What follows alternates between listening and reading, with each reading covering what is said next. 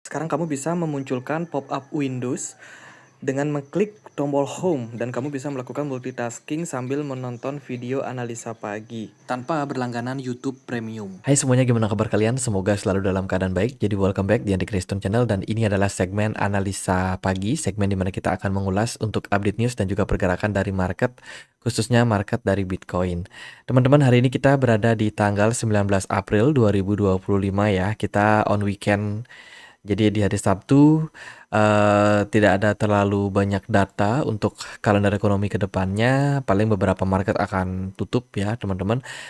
Kemudian kemarin itu kita dapat beberapa rilis data meskipun di berbagai negara kemarin mayoritas merayakan Good Friday ya, artinya hari libur lah gitu. Jadi tidak terlalu banyak data ekonomi. Data yang kita dapatin kemarin itu adalah Jepang dari National Core CPI. Jepang mengalami peningkatan, berarti inflasi di Jepang mengalami kenaikan yang kalau kita amati pertumbuhan ekonomi sedang terjadi di negara Jepang. Seperti itu. Jadi ini merupakan berita bagus untuk Jepang, sementara dari Amerika Serikat kemarin rilis data Fed balance sheet. Kalau kita perhatikan Fed balance sheet Amerika Serikat memang sejak 2023 itu sudah mengalami penurunan yang lumayan konsisten. Ini merupakan sebuah tujuan yang ingin dicapai oleh the Fed atau Federal Reserve. The Fed saat ini sedang berjibaku melawan yang namanya inflasi. Nah, Fed balance sheet yang turun ini berhubungan dengan credit and liquidity program dari the Fed ya. Jadi gampangnya adalah uang beredar dari the Fed semakin lama semakin menurun.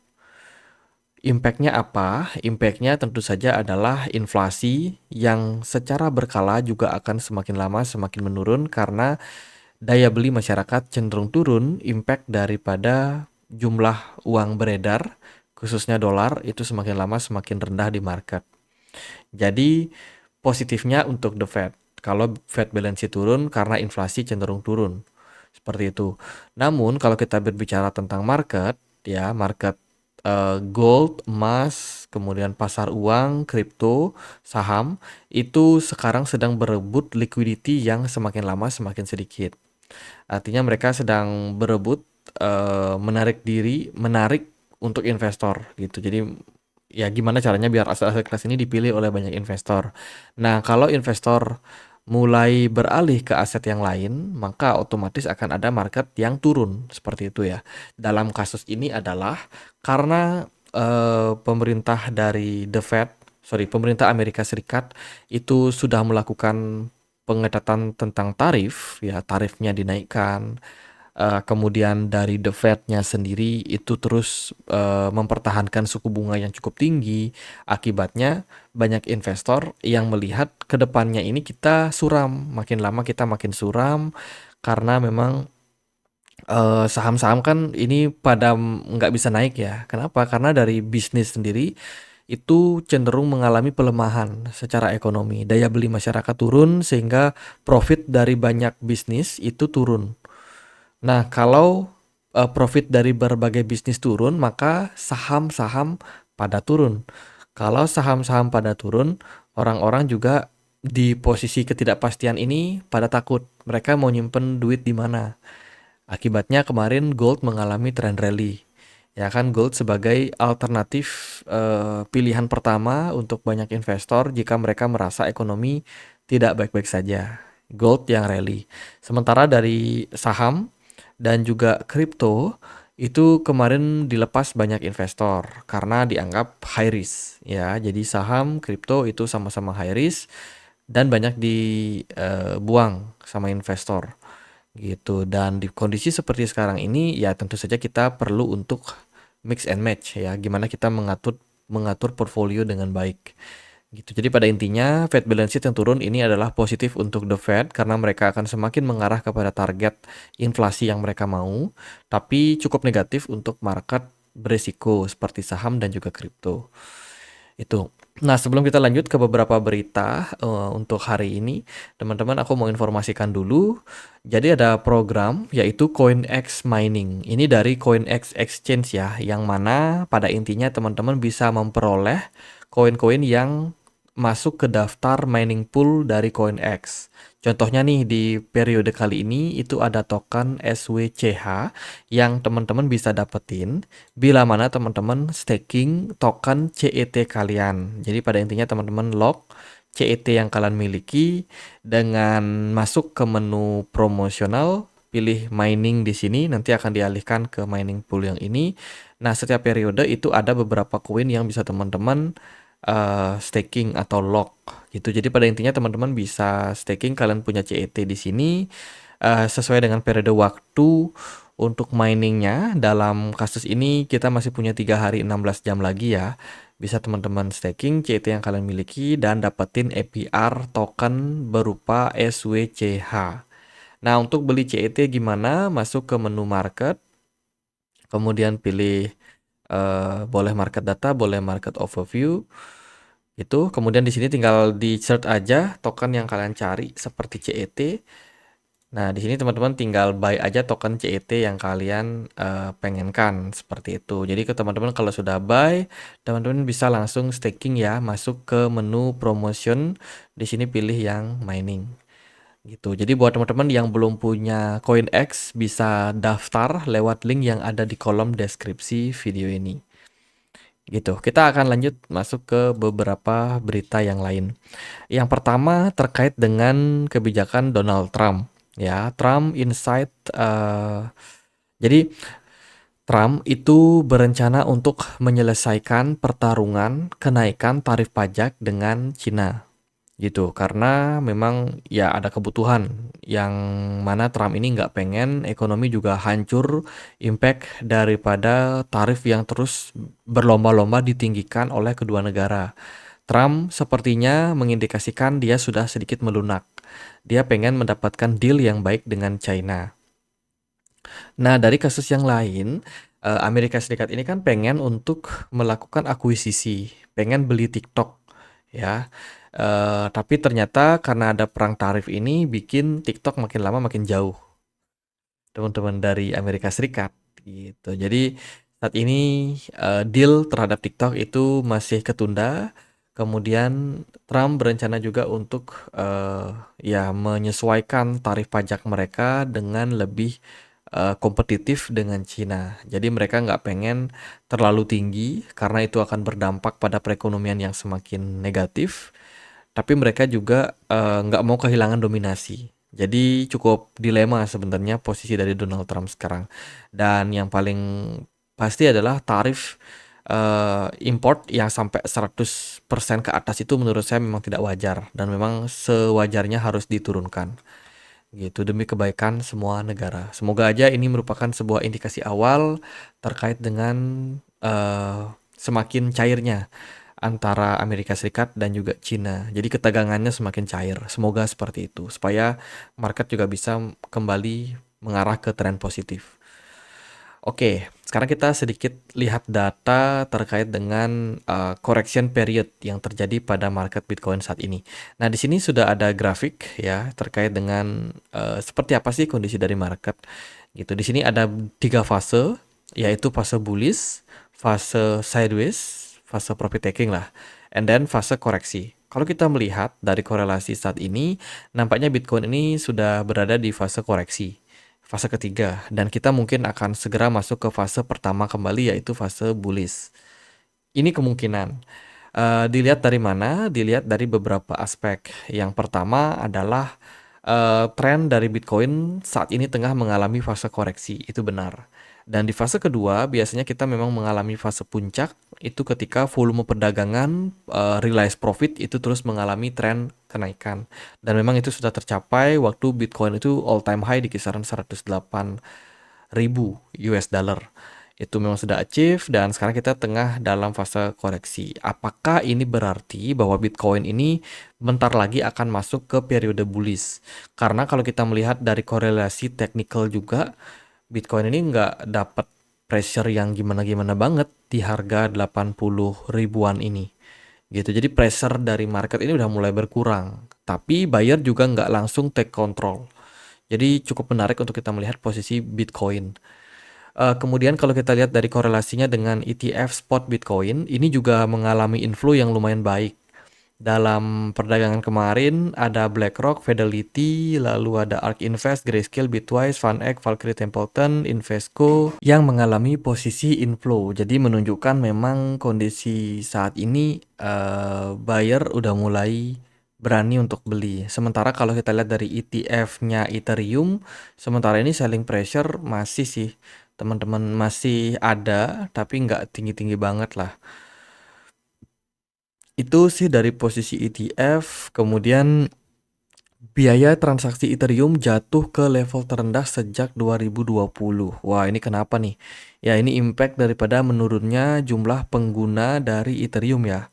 Jadi saat ini untuk average cost transferring Ethereum itu cuma sekitar 0,17 dolar saja.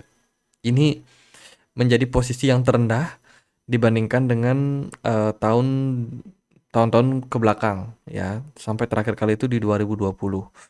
Jadi sudah sangat murah penggunaan dari apa namanya Ethereum saat ini, teman-teman, dibandingkan dengan periode sebelumnya di mana kan katanya tinggi ya. Jadi untuk biaya transfer di Ethereum itu mahal dan lain sebagainya, dan sekarang ini udah berada dalam titik terendah. Harusnya sih positif gitu. Artinya secara use case itu positif, tapi memang secara realita Ethereum ini sudah banyak sekali mengalami penurunan impact dari tingkat kepercayaan terhadap Ethereum projectnya itu semakin lama semakin memudar dari para kalangan investor. Bahkan dari apa namanya beberapa rumor aja udah banyak katanya yang mulai unstick dia punya Ethereum gitu. Itu kalau kita lihat juga dari berita yang lain, beberapa kompilasi berita ya. Yang pertama, beberapa hari lalu ada European Central Bank memangkas suku bunganya 25 basis point. Ini merupakan sebuah berita yang bagus, di mana pemangkasan suku bunga ini tentu saja akan membuat perekonomian dari Uni Eropa semakin baik. Ya, yang sekarang lagi kekeh masih mempertahankan suku bunga itu cuma Amerika Serikat. Sementara beberapa negara yang lain ini udah mulai melunak gitu. Kemudian juga dari berita yang lain ada apa namanya Binance yang kemarin itu dimintai banyak advice dari berbagai negara karena berbagai negara ini pengen untuk membuat crypto reserve mereka gitu. Ini merupakan sebuah tingkat kepercayaan yang baik ya oleh banyak negara terhadap Binance. And then ada Panama yang dikabarkan memperbolehkan penduduk mereka melakukan transaksi menggunakan kripto gitu. Kemudian juga ada MicroStrategy yang di tanggal 7 kemarin sampai tanggal 13 itu melakukan akumulasi terhadap Bitcoin, dan juga beberapa berita-berita yang lain seperti kejatuhan dari OM atau Mantra, teman-teman. Nah, kalau kita lihat dari beritanya, Panama City itu dikabarkan sudah memperbolehkan masyarakatnya menggunakan kripto untuk membayar pajak, kemudian membayar fee, membayar tiket, dan juga membayar apa namanya izin-izin seperti itu. Nah, koin yang dimulai untuk boleh dipakai adalah Bitcoin, Ethereum, USDC, dan USDT. Ini merupakan sebuah berita yang sangat-sangat bagus. Itu dari Panama. Kemudian kita lihat ya, ada Binance Research kemarin yang ngepost terkait dengan pasokan Treasury US tertinggi pada tahun 2025.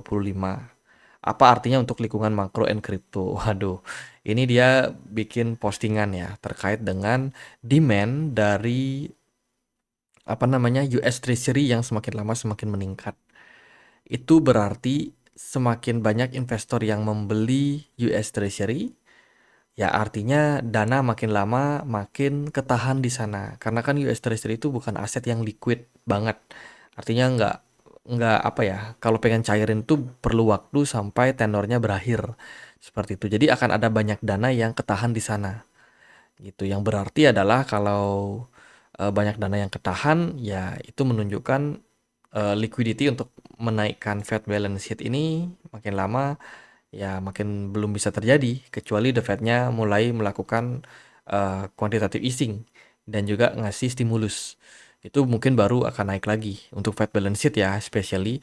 Tapi melihat minat dari banyak investor terhadap US Treasury ini berarti memang mereka lebih prefer untuk menyimpan dana mereka di posisi yang aman karena mendapatkan return yang stabil gitu.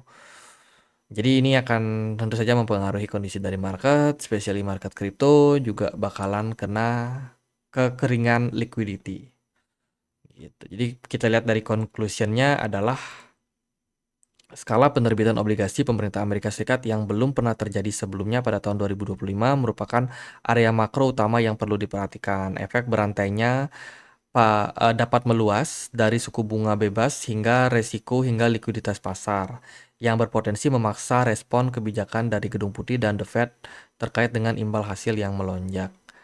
Ya itu, kesimpulannya mereka nggak berani bilang kalau ini adalah berimpact kepada bear market ya. Karena mereka punya exchange teman-teman. Kita lihat lagi ada berita investasi datang dari Bybit. Bybit kabarnya akan siap masuk ke market dari apa sih? Vietnam ya. Vietnam pada tanggal April 17 kemarin di mana mereka ini sudah berbicara dengan Menteri Keuangan dari Vietnam membahas terkait dengan kemungkinan Bybit akan masuk dan berinvestasi di Vietnam. Wah, ini negara tetangga kita sangat-sangat keren, teman-teman. Kemudian juga ada berita dari Kraken yang dikabarkan akan melakukan IPO. Tapi sebelum melakukan IPO, mereka telah memangkas banyak pekerja ya. Di sini dikatakan sampai ratusan pekerja demi perampingan bisnis jelang IPO. Jadi Kraken melakukan tersebut supaya laporan mereka cukup bagus dan memperlihatkan bahwa perusahaan ini penuh dengan efisiensi. Sehingga investor yang masuk membeli IPO-nya Kraken diharapkan bisa tertarik gitu karena potensi cuan berkat efisiensi yang mereka lakukan. Kurang lebih seperti itu. Oke, Bitcoin masih struggle, masih ketahan. Jujur aja pergerakan Bitcoin ini masih belum terlalu belum terlalu punya power gitu teman-teman. Sementara ini kalau dibilang dump juga kita melihat nggak ada dump yang signifikan. Kalau dibilang pump juga masih belum gitu. Curiganya saya adalah ini adalah fase akumulasi yang sepertinya kita harus manfaatkan. Dari daily time frame di MACD kita menunjukkan adanya potensial bullish divergence. Teman-teman, bullish divergence ini seringkali mengarah kepada tren positif dalam beberapa periode ke depan. Kalau kita melihat ya, kita akan coba pakai indikator bullish divergence ini. Sorry, ini aku sedikit perbaiki dulu chartnya. Oke.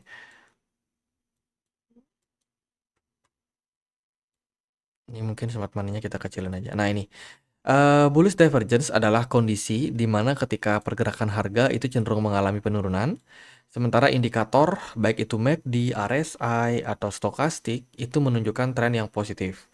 Periode-periode sebelumnya seringkali membuktikan hal tersebut bisa terjadi. Contohnya adalah di sini, di fase Juli 2024. Di sini terjadi yang namanya bullish divergence. Ya, meskipun tidak langsung marketnya ngepump, kalian bisa perhatikan ya, Bitcoin ketika membentuk bullish divergence ini nggak langsung ngepump, tapi dia justru malah makin lama makin turun pada awalnya. And then ketika momentumnya datang, harganya langsung rally gitu. Kita tinggal nunggu momentum. Itu dari pergerakan smart money di kala bullish divergence tercipta itu memang tidak besar. Smart money-nya kosong gitu. Dan kalau kita melihat korelasinya saat ini juga kurang lebih mirip ya. Smart money kosong. Ini kalian bisa perhatikan tidak ada aktivitas smart money sejak Februari 2025, tapi bullish divergence sudah tercipta. Ini mungkin peluang pergerakan Bitcoin adalah seperti ini. Kemungkinan atau ada kemungkinan juga pergerakan Bitcoin itu justru malah bisa turun lagi. Tapi secara berkala dia akan punya potensi untuk naik kembali gitu. Jadi kemungkinan ada potensi yang seperti itu. Karena kalau kita melihat dari beberapa siklus Bitcoin khususnya di time frame daily seringkali yang namanya bullish divergence ini memang cukup menarik ya, cukup akurat lah secara movement meskipun tidak instan. Ini harus di take note sih biar nggak teman-teman juga salah paham. Oh ini bullish divergence artinya besok ngepump. Enggak juga teman-teman. Mungkin kita takes time, perlu beberapa hari bahkan beberapa minggu untuk melihat kenaikan yang signifikan terhadap market gitu. Jadi intinya di posisi sekarang saya melihat sudah mulai ada indikasi yang lebih baik.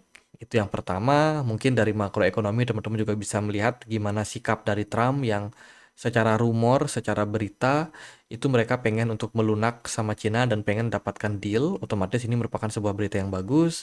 Kemarin kalau kita lihat dari The Fed, inflasi, CPI cenderung mengalami penurunan, dan The Fed juga nggak hawkish, tapi nggak mau terlalu gegabah untuk memangkas suku bunga.